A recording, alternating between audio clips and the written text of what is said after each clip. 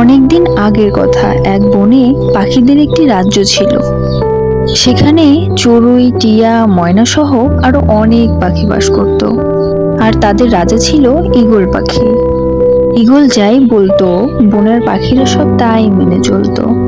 একদিন বনে হঠাৎ একদল দুষ্টু শিকারী চলে আসে। তারা তীর দিয়ে, বন্দুক দিয়ে পাখি শিকার করতে থাকে। ছোট ছোট পাখির বাচ্চাদেরও ছাড় দেয় না তারা, এমনকি গাছে চড়ে ছোট ছোট পাখির বাচ্চাদেরও ধরে নিয়ে আসে। তখন চারদিকে এক ভয়ঙ্কর পরিবেশ সৃষ্টি হয়ে যায়। তখন ঈগল সবাইকে কিছুদিনের জন্য দূরে কোনো জঙ্গলে যাওয়ার পরামর্শ দেয় এবং শিকারীরা যখন চলে যাবে তখন তারা সকলে আবার ফেরত আসবে। এ কথা শুনে সকল পাখি সেখান থেকে পালিয়ে যায়। ঈগল পাখিও চলে যাচ্ছিল, কিন্তু যাওয়ার পথে ঈগলের টোনার সঙ্গে দেখা হয়ে যায়। টোনা কাঁদছে দেখে ঈগল দাঁড়ালো এবং তাকে জিজ্ঞাসা করলো সে কেন কাঁদছে। টোনা তখন বলল, ওরা আমার টুনি ও বাচ্চাকে ধরে নিয়ে গেছে, আপনি তো বনের রাজা, আপনি কিছু একটা করুন। ঈগল না করতে পারলো না। সে শিকারীদের সঙ্গে প্রাণপণ লড়াই করে টুনিকে সেখান থেকে ছাড়িয়ে নিয়ে আসলো। টুনিকে দেখে টোনা ভীষণ খুশি হয়ে গেল এবং ঈগলকে বলল, আর আমাদের বাচ্চা, তাকে ফেরত আনতে পারেননি? ঈগল তখন বলল, আমি তাকে এখনো খুঁজে পাইনি, তোমরা আশেপাশেই কোনো নিরাপদ জায়গায় থাকো, আমি আবার গিয়ে দেখছি। বাচ্চাটি এখনো উঠতে পারে না, তাই শিকারীরা বাচ্চাটিকে খোলা জায়গায় রেখে দিয়েছিল। এই সুযোগে ঈগল সেখান থেকে ছো মেরে বাচ্চাটিকে নিয়ে গেল। ঈগল বাচ্চাটিকে বলল, তোমার মা বাবাকে এখানে আশেপাশে থাকতে বলেছিলাম, হয়তো শিকারী এদিকে চলে আসছিল তাই তারা চলে গেছে। তারপর ঈগল বাচ্চাটিকে বলল, আমাদের জন্য এই জায়গা নিরাপদ নয়। এই বলে ঈগল বাচ্চাটিকে নিয়ে সেখান থেকে চলে গেল। কিছু দূর যেতেই ঈগলের অনেক তৃষ্ণা পেয়েছিল, তাই সে নিচে নেমে এলো এবং পানি পানি বলে চিল্লাতে লাগলো। বাচ্চাটি তখন কিছু না ভেবে পানির খোঁজে বেরিয়ে পড়ল। পানির খোঁজে কিছু দূর যেতেই বাচ্চাটি এক সাধু বাবার দেখা পেল এবং তার সামনে কিছু জল ও খাবার দেখে অনেক খুশি হয়ে গেল এবং মনে মনে ভাবলো, ভালোই হলো, এখান থেকে সে নিজে কিছুটা খাবে এবং বাকি কিছুটা ঈগল রাজার জন্য নিয়ে যাবে। কিন্তু কারো জিনিস নেওয়ার আগে তো তার অনুমতি নিতে হয়, তাই সে দরবেশ বাবার অনুমতি নিতে চাইল। বাচ্চাটি দরবেশকে ডাক দিল, এতে দরবেশের ধ্যান ভেঙে গেল।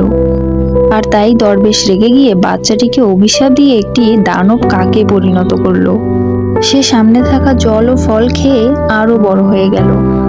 এদিকে ঈগল কিছুক্ষণ পর বাচ্চাটিকে খুঁজতে শুরু করলো। একসময় সে খুঁজতে খুঁজতে দরবেশের কাছে চলে আসলো এবং দরবেশকে বলল, আপনি কি ছোট্ট একটি পাখির বাচ্চাকে দেখেছেন? দরবেশ তখন সব ঘটনা খুলে বলল। তারপর সাধু বাবা এই অভিশাপ থেকে মুক্তি পাওয়ার উপায় ঈগলকে কানে কানে বলে দিল। তারপর ঈগল এবং কাক সাধু বাবার থেকে বিদায় নিয়ে সেখান থেকে চলে গেল। কিছু দূর যেতেই কাকের অনেক তৃষ্ণা পেল। তখন ঈগলকে সে বলল, মামা, আমার অনেক তৃষ্ণা পেয়েছে। ঈগল তখন বলল, আমারও অনেক তৃষ্ণা পেয়েছে, সামনে একটা নদী দেখতে পাচ্ছি, আমরা দুজনে এখানে নেমে দুজনের তৃষ্ণা মিটাবো। পাশেই ঝোপের আড়ালে একটা শেয়াল ঈগলকে খাওয়ার ফন্দি আঁটল। ঠিক তখনই কাক তাকে খেয়ে আরো বড় হয়ে গেল। এরপর কাক নদীর সব পানি খেয়ে নিল এবং নদীতে দুইটি কুমির ছিল, সেই কুমির দুইটিকেও সে খেয়ে নিল। তারপর দানব কাক আরো বড় হয়ে গেল। এরপর কাক এবং ঈগল সেখান থেকে রওনা দিল। আর এবার ঈগল কাকের পিঠে চড়ে বসলো। তারপর ঈগল কাককে বলল, ভাগ্নে, এবার চলো আমরা আমাদের রাজ্যে ফিরে যাই, তুমি সেখানে গিয়ে সব শিকারীকে খেয়ে ফেলো। তারপর তারা তাদের রাজ্যে ফিরে এলো এবং সেখানে শিকারী দেখতে পেয়ে কাক অনেক রেগে গেল এবং এক এক করে সবগুলাকে খাওয়া শুরু করে দিল। কাক তখন সারা জঙ্গল ঘুরে ঘুরে সব শিকারীকে এক এক করে খেয়ে নিল। ঈগল কিছুক্ষণ পর বলল, শত্রুরা নিশ্চিহ্ন হয়েছে, এক এক করে এখন সব পাখি ফেরত চলে আসবে। শিকারী না থাকায় দু একদিনের মধ্যে সব পাখিরা আবারও ফিরে আসতে শুরু করে। টোনা আর টুনিও ফিরে আসলো।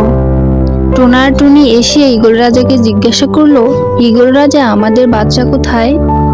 ঈগল তখন সব কথা টোনা আর টুনিকে খুলে বলল।